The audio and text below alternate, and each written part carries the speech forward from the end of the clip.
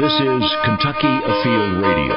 This is Ron Rohde, Kentucky Afield's first host back in 1953. Now, I'm proud to present Charlie Baglin. This time of year, we love to come home to a warm house, throw another log on the fire. We put a lot of stock in warmth, and so do animals. They seek shelter from the cold, but what if that's our garage, our heat ducts, attic, cellars? We go inside outdoors with a program we've aired before about skunks, bats, raccoons, squirrels, and timely tips to keep these critters from calling our house their house. Next on Kentucky Afield Radio.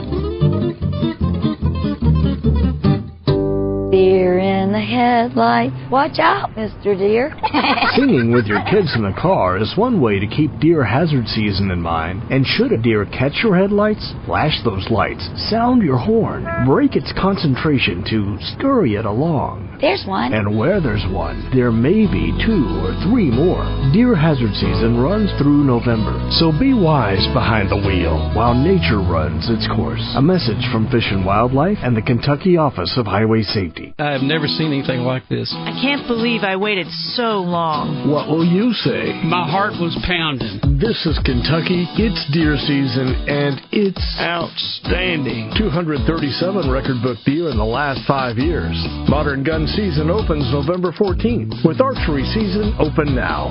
What do you say? Yeah. I can't believe I made the shot. Get your license and deer permit now, and take aim on the thrill at fw.ky.gov.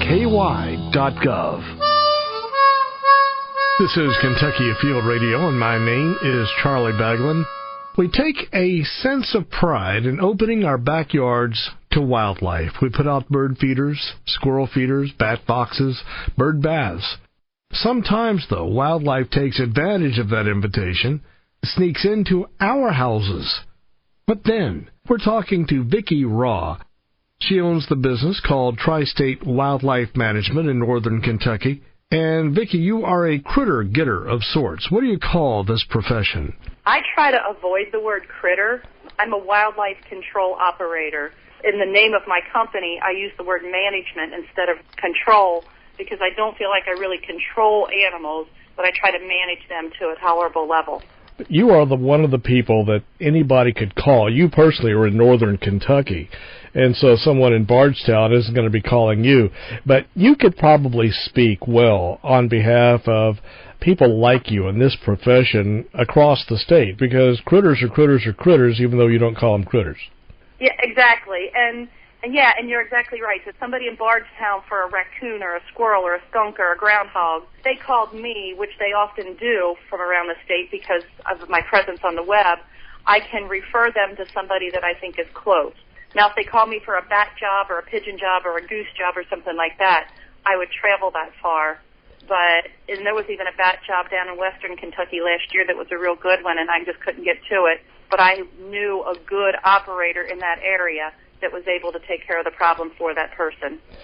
I'm going to presume that to be in the business that you're in, wildlife management, to manage wildlife in the sense that you do, it's not just something you wake up in the morning and say, hey, I'm going to do this, or I've got the nerve to do it. A snake doesn't scare me, or a bat doesn't scare me.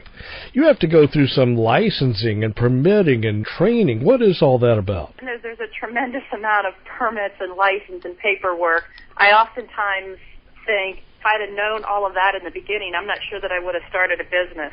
In the state of Kentucky, we have to take a test for the state of Kentucky. Likewise, since I'm up in the northern Kentucky, Cincinnati area, and I service Ohio and Indiana as well, they have separate tests. So all of my technicians have to take that test as well. And they all have to pass the test, and we have to record every animal that we catch and then what we do with that animal once it's caught. For example, if we are going to release it, we have to have written permission from a landowner of 100 acres or more to release an animal on that property. Now, if it's sick or something like that, naturally we will not. But as far as the permits go, we have to have a permit for every city, every county, and like I said, I have to do that in Ohio and Indiana as well. And there has to be a mountain of paperwork. Yeah, I can't handle all the paperwork, so my office staff consists of 2 part-time individuals that have to, take care of all of that.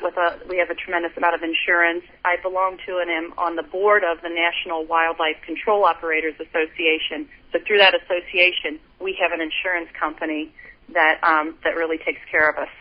I've got a list here in front of me that says garages, attics, species of wildlife, at least. I'm glad to say that a raccoon doesn't come in my living room. He'll at least go in my attic, or at least he'll go in the garage, or be worrisome out on the porch. Doesn't come inside. I guess they're scared of us, but there's something about our homes that attracts wildlife. What is it? Well, and to add to that, a chimney is another place, a special place for raccoons that they love. It's like crawling down into a holler tree, and then they have their young on top of the damper. The way I tell people and the way I look at that, most of our jobs are in a suburban or an urban environment. Most folks in the country don't have this problem. But if I were a raccoon or a squirrel or even a skunk or any animal in the city, I would much rather live in your attic than in a hole in a tree. Or if I was a skunk, I would much rather live under your porch, the porch, the dirt under the porch settles and under the sidewalk. So it's kind of like a nice cozy cave under there. The temperature stays pretty good winter and summer. So we have just created much nicer habitat than what Mother Nature already had for them, much more comfortable habitat, I should say, than what Mother Nature provided. So we're inviting them in. We're not stealing their habitat so much as just creating a more comfortable place to live. They don't know that it's our home. They don't know. They just see it, hey, that's the perfect spot. Well, and not only that, but once they live there, once they've established themselves, they get a fidelity to that place. They get that's their home, and they're going to fight for it. They're very, very persistent. And when I say that about all wildlife that enters a home, from a bat to a starling to a squirrel. That's home, and they think, what business is it of us to try to get them out? So if we just seal the hole, the entry hole, when they're outside, they're just going to chew in or break in somewhere else. So removing the violating animal is important, as well as doing a very, very good repair job. What kind of calls have you had to deal with what animals? Well, it's very, very seasonal, I'll tell you that. But our three top animals are by far raccoons, squirrels, and bats. Some operators only stick with fuzzy animals, such as raccoons and squirrels, and won't do something that's a little bit more sensitive, such as bats. A lot of operators won't do birds, such as pigeons or Canada geese. We get a lot of snake calls this time of year. Skunk season starts in February, and we're still getting a lot of skunk calls. Groundhogs, we're getting the calls now. The downside to that is they're easiest to trap in February and March, but folks don't know they're under there so much, under the porch or driveway or shed in February and March, so they don't call us. We're getting a lot more flying squirrel calls than we used to get. When I was a kid growing up, I knew of flying squirrels, but then they just seemed to disappear in northern Kentucky for the most part, but now we're getting a lot more flying squirrel calls. We still get calls on possums. Sometimes we get the crazy call with the cougar or the alligator or something like that, but the cougar has never really been seen, and I have pulled an alligator out of a local park because we're so close to Ohio, and they run rampant with exotic animals, so folks in Kentucky might sometimes purchase them, and then when they get too big or sick, they'll set them free. Had a brother-in-law in Lexington who went to war with a few squirrels who were apparently had made their way into an attic of a house he owned. And he was attributing this to the fact that the people living in the home fed the squirrels. They would go out in the evening and just throw peanuts out, and the squirrels would come up. Does that sound plausible, that the squirrels would become so in love with this home and this dwelling that they would try to just move in? Yeah, and that's absolutely the case, too.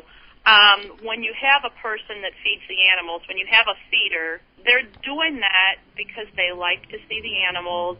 They don't have the understanding that Mother Nature can sustain these animals. There's plenty of food out there for them. So what they're doing is they're throwing the peanuts out or whatever they're giving them, and it's oftentimes peanuts with squirrels.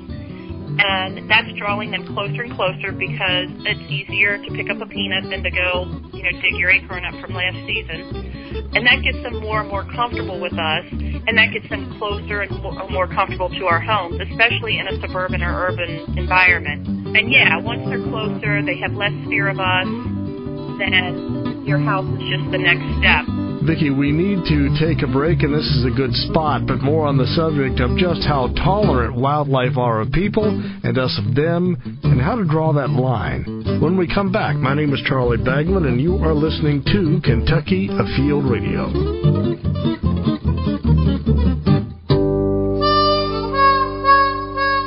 We are back into segment number 2 on Kentucky Afield Radio. My name is Charlie Baglan. My guest is Vicki Rawe. Vicki's an expert on the subject of nuisance wildlife, a skunk in the garage, for example, bats in the attic. Animals we all like, but not when they get too close for comfort. So, Vicki, how close is close? If I walk down the sidewalk in the city, I can get within 4 feet of a squirrel. I live in the country. I can't get within 20 feet of a squirrel unless I'm very quiet and still. It's a big difference in an animal, and I'm not just talking about squirrels, in any animal.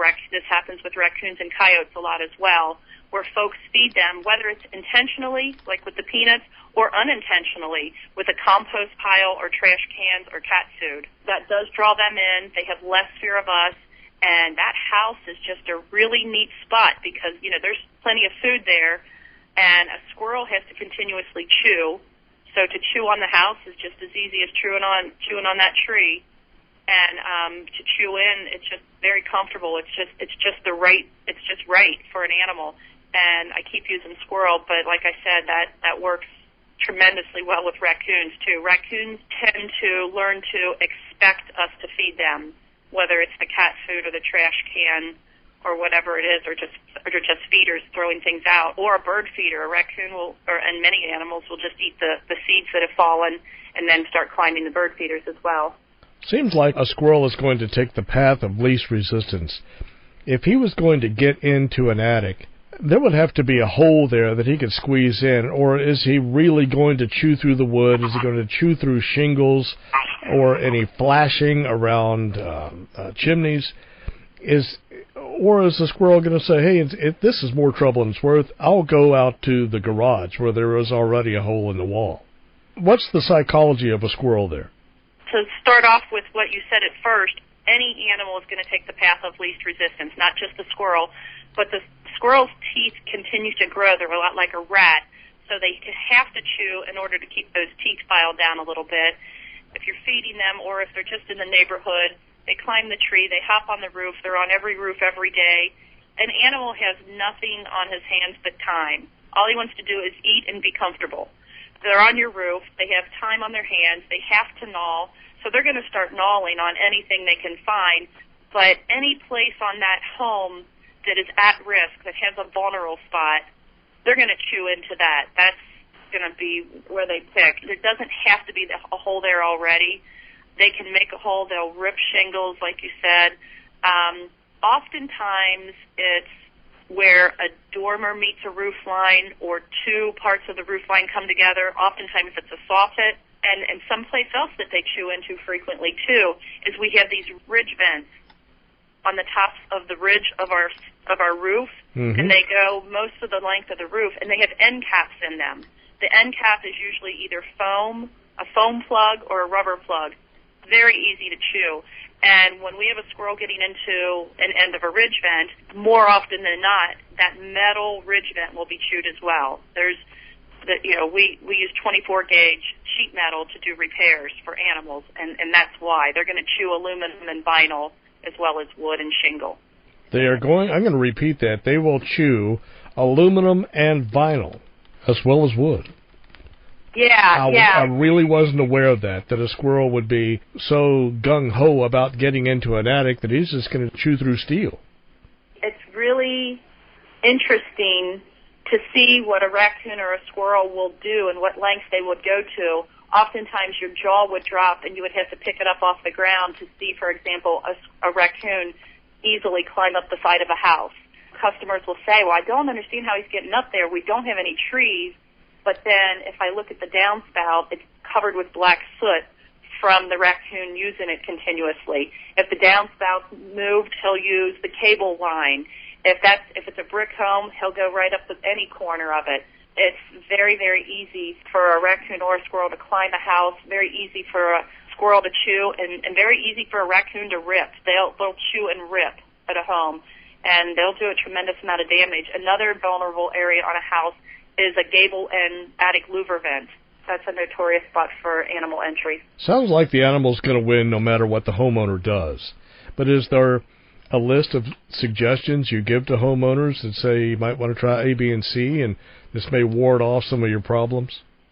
We do that for folks all the time. Our motto is, we don't want you to have to see us again. We don't want you to have to hire us and spend your money on wildlife again. So when we go to a home or a building, any structure, we're looking for anything that's at risk, anything that's vulnerable or a sensitive area on that structure, and we can tell the folks, we can either do a little bit of a repair and preventative work, or here's what we recommend you watch out for. We'd prefer to take care of it now rather than you have to call us back later. So we'll tighten up soffits. We use a lot of screws. Like I said, we use a lot of sheet metal. We rarely repair with wood. Another vulnerable spot is your soffit vents. Oftentimes folks have that screened soffit vent. Window screen is a welcome mat for any animal, whether it's behind a gable louver vent or in a soffit. They know that that's just a matter of minutes before they can chew or push through that. Are there many women in this business? No, there's really not many. Oftentimes, though, what you do see, when I go to, we have a national expo every year, and you do see a lot of women there. Oftentimes, the man that's the business owner, his wife is who does the books, she does the paperwork, and many of those women go out on the jobs with the husbands. I know a lot of women across the country that are in the truck with their husband, getting on the roof as well, and sometimes into attics too.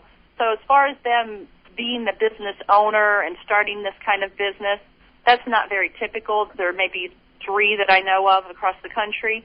And I will tell you too, there's a friend that I have in Chicago.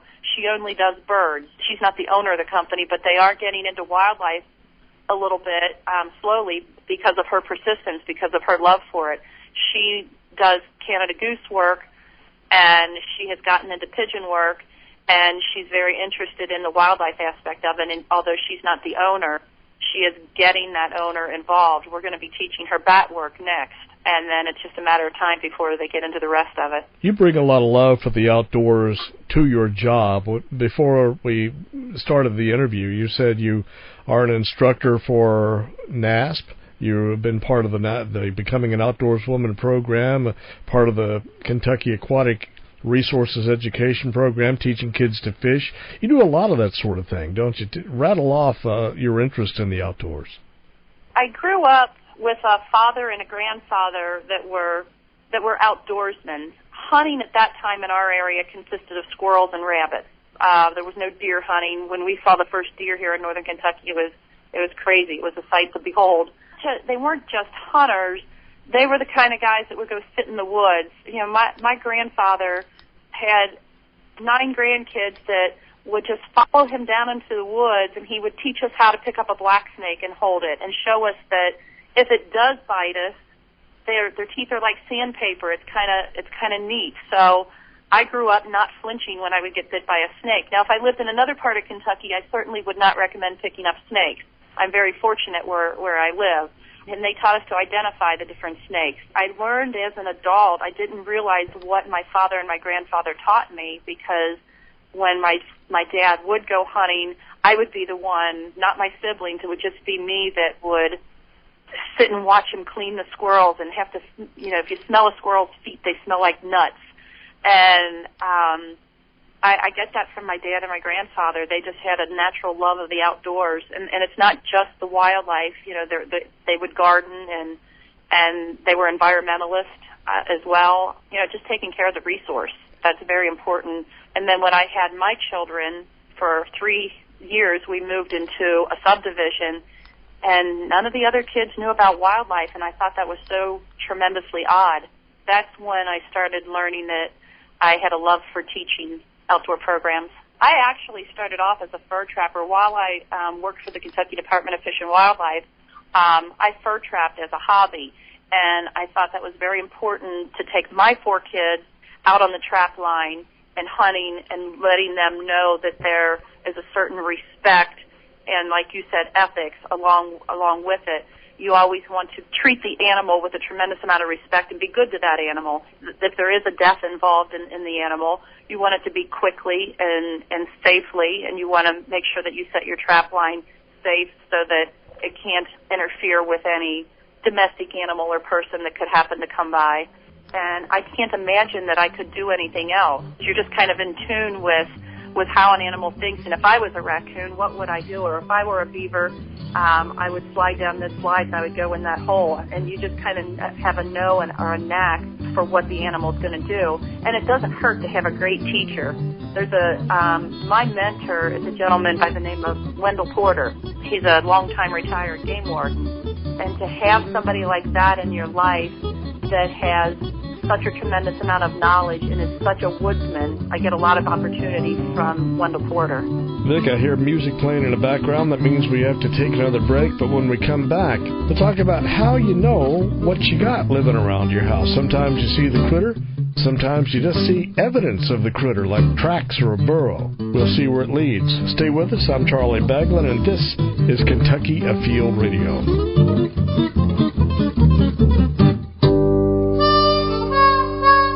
This is Charlie Baglin here on Kentucky Afield Radio. You can follow us on Facebook, of course. It's a great place to give us suggestions for guests, to leave your comments. Find us at Kentucky Afield Radio. Spell it all out, Kentucky Afield Radio. If you don't put radio on there, up pops the TV show, and you need to put radio on there to find us. Like us, and you'll like us. Our fishing report now. This is Tom with your fishing report from the Northeast.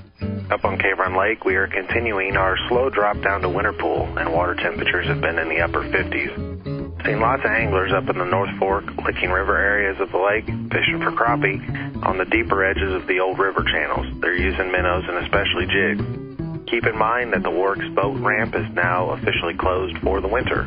Up on the Ohio River, anglers are waiting for those temperatures to drop just a little bit further for those walleye and sauger to really move up behind the dams. They've also recently opened a fishing pier behind the Meldal Dam. Some of our folks have seen anglers catching a few sauger up there already.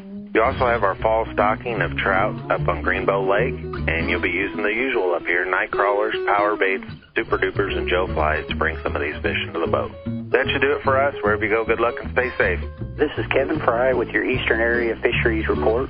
Kingdom Come Lake and Martin County Lake at Milo recently stocked with trout, as well as tailwaters below reservoirs and several streams in the area. Good water conditions are providing good trout fishing at most of these locations. Quite a few good crappie reports of late. Dewey Lake still producing good catches, fish being caught both deep and shallow. Tube jigs are working fine and fish were aggressive. Catfish anglers doing well at area lakes. Dewey and Fish Trap Lakes both having increased activity with blue and flathead catfish. Limb lines, jugs or shoreline rod and reel working using bluegill as bait. Most largemouth bass reports having fish being caught shallow now, with larger fish coming from main lake points or shoreline brush. Hi, this is Eric Cummins with your Southwest Kentucky Fishing Report.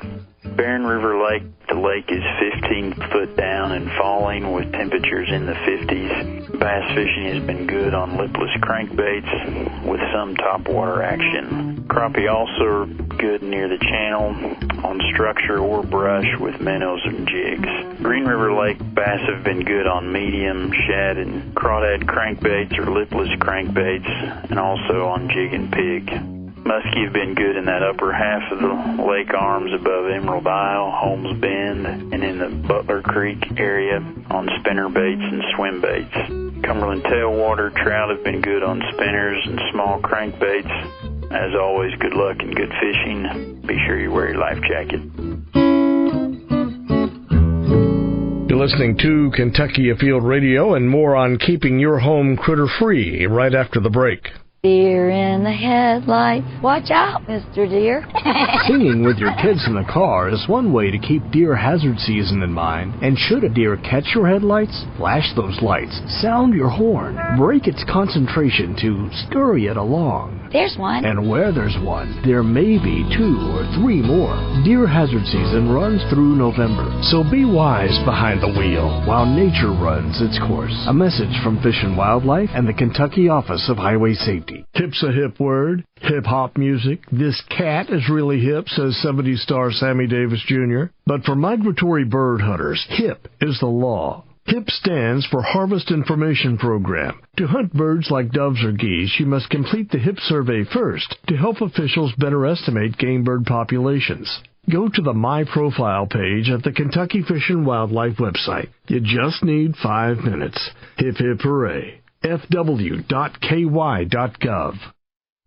We are into our second half hour on Kentucky Afield Radio on the subject of nuisance wildlife. How to keep it under control yourself, and if you can't, who to call, some of the tricks that they use. Squirrels in the attic, raccoon in the garage, or living in your basement.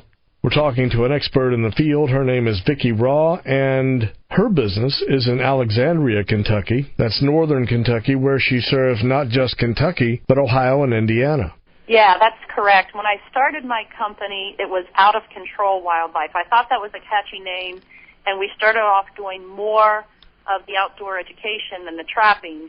But then as we grew, and I'm one of the few people up in this area that will service Indiana as well, I thought for the trapping or the nuisance wildlife portion of my business, it was more appropriate to call that portion Tri-State Wildlife Management so that folks could get a better idea of who I service. You're out of Alexandria? Yes, sir. And the last time I was in Alexandria, still not a thriving metropolis. You have Northern Kentucky University there, and I am an alum. So I know the area where you live and work.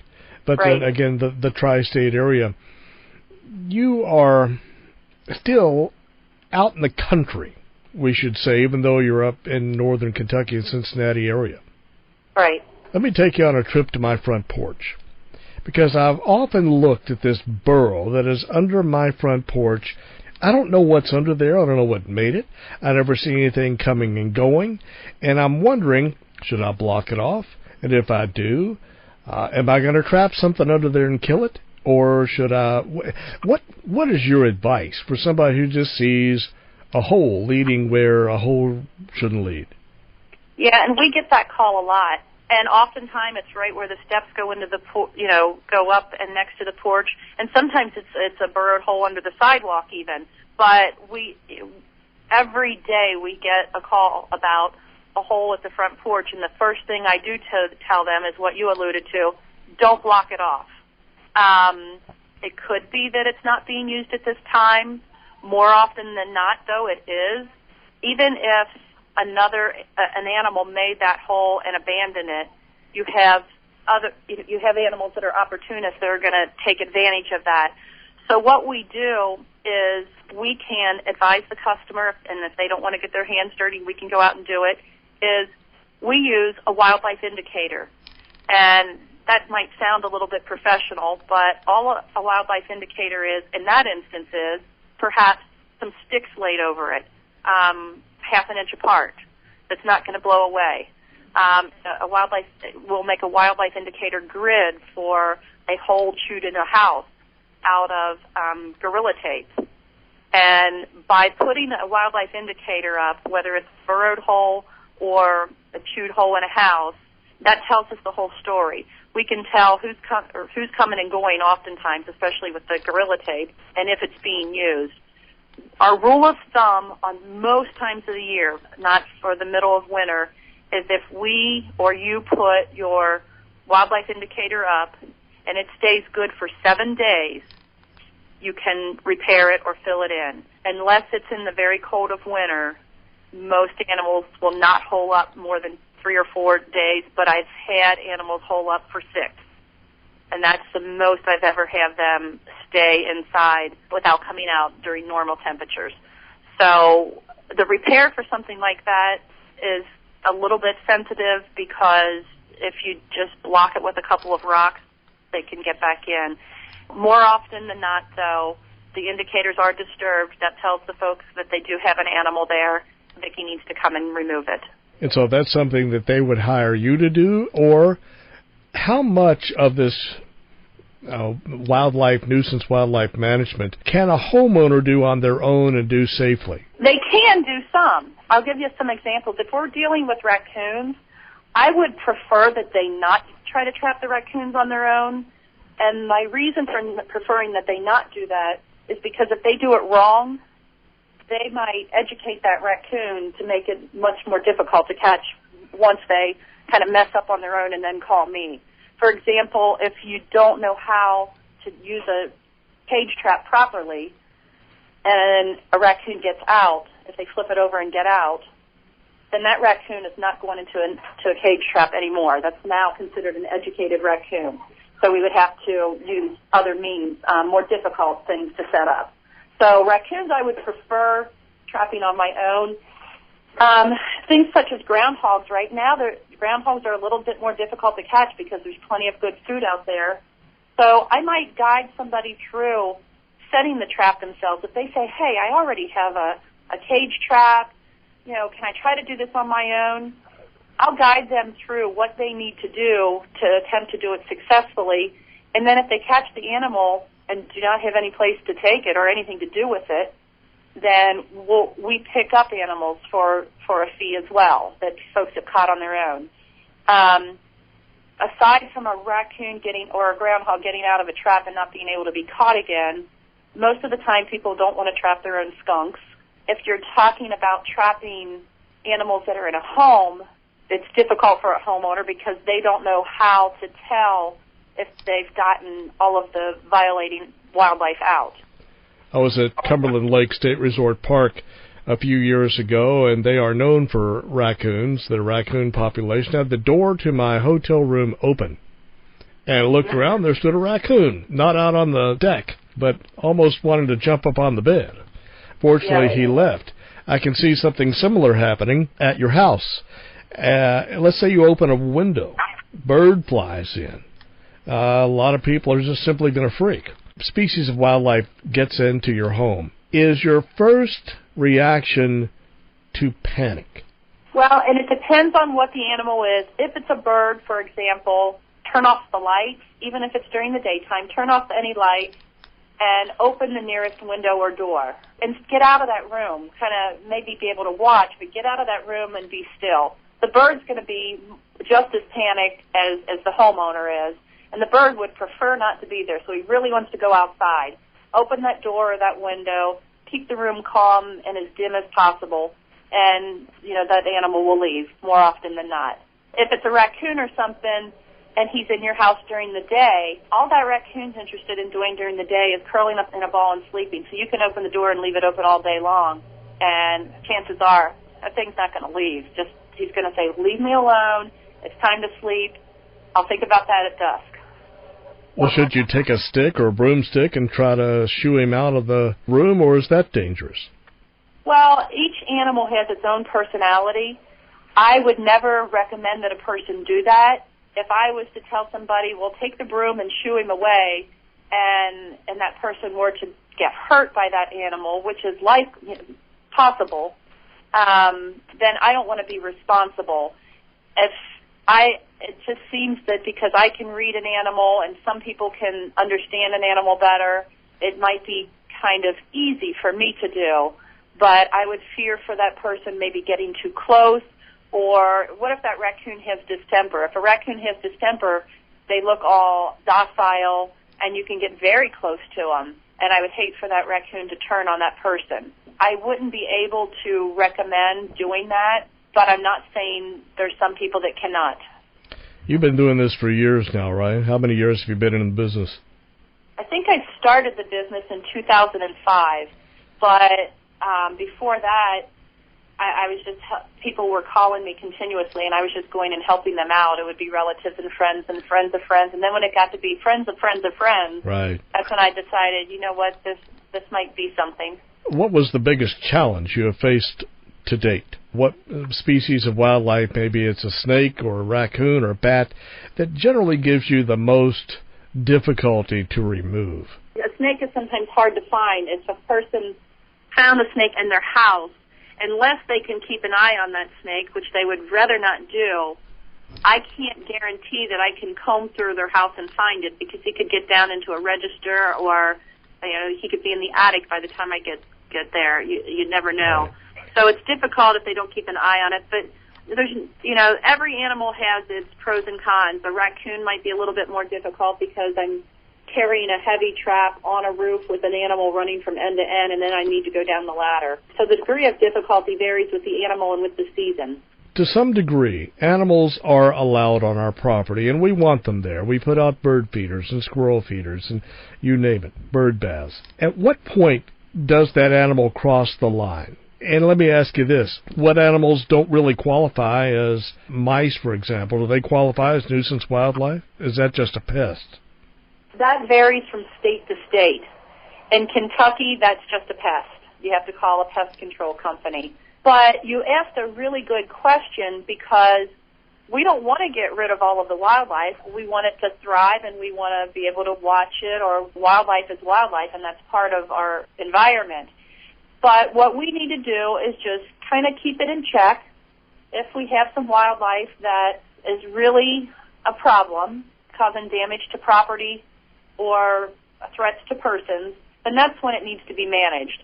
And sometimes that means, to some individuals, that means get that skunk out from under my porch, because I'm walking there at dawn and dusk every day when they're out, and I don't want to stumble upon it and get sprayed. So each person's tolerance is different. Once they get into a house and there's a squirrel in your attic and he's chewing on your electric lines, well, there's your sign. You really need to get that squirrel out of your house.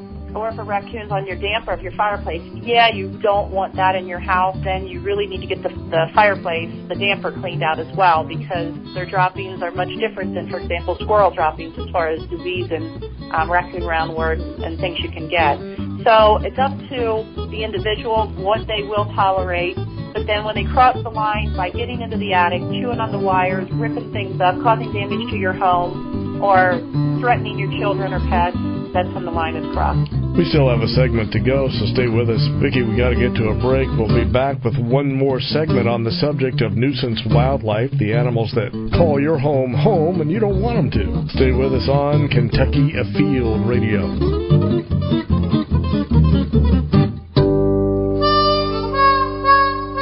We are back in our final segment on how to control wild critters that get where you don't want them to be. This is Charlie Baglin on Kentucky Afield, and we're talking about places such as your crawl space, your garage, under your porch, attic, your bedroom. Nuisance Wildlife Control Operator Vicki Rawe is our guest, and Vicki, let me share a personal story. On my back deck, and I live in a regular subdivision, I have had as many as 3 raccoons come up on my back deck. Cute, yes, but they seem to think that my back deck is a litter box, and that's something that nobody likes. A neighbor of mine says, well, I have a trap, and you can set this trap out and catch the raccoons. I said, okay, talk me into it. So I got her trap, easy to operate, put it out on the porch at night, put a couple of cookies in there. Next thing you know, I caught a raccoon. Put it in the back of my Jeep and took it down to the local creek 4, maybe 5 miles away and set it free. And the next night, I would put the trap back out, catch another raccoon the next night. And I got to thinking, Al, I want to make sure that I've got them all. Maybe there's a 4th raccoon that I just haven't seen. After all, raccoons tend to look a lot alike. And so I put it out, and for a couple of nights after that, I'm still catching raccoons. What I thought was 3, I'm betting is closer to 300 that are coming throughout the night. I'm just not seeing them. Maybe 300 is an exaggeration. But nonetheless, there were certainly a bunch of raccoons that inhabit the neighborhood. So I decided maybe I shouldn't be trapping these raccoons anymore, because one of these nights I'm going to go out there and I'm going to have caught something other than a raccoon. In fact, I'm thinking that there is a skunk out there. Yeah, and that happens all the time. And actually, your question has 2 points to it. If you, for example, are taking your raccoons 3 miles away, some folks say 3 miles, some say 5. I say better safe than sorry, 10, because what you were probably doing was catching some of the same raccoons time after time. Now, more raccoons or wildlife will vacuum in once you trap your raccoons and take them away. But oftentimes folks don't take them far enough, and they're just catching the same raccoon time and time again. In your case, that's not a bad experience for the animal to be in that cage because he got his belly full and then was released right away. But a lot of times people are out there to catch that possum or that raccoon and end up with the skunk, and then they call me in a panic and say, what do I do? As you probably know, most people cannot approach a trap with a skunk in it and not get sprayed. In that case, the best thing is to call me, and I can get the skunk and take it out of the cage for them. What other final words of wisdom do you have for folks that live in these wildlife-prone areas? Number one, don't feed the wildlife. We like seeing the animals. We like knowing that they're there. But once you start feeding them, they start feeling a little bit too comfortable with us. That's when there starts to be issues. And sometimes there's people that don't have a neighbor or are not feeding them, and they still have a wildlife problem.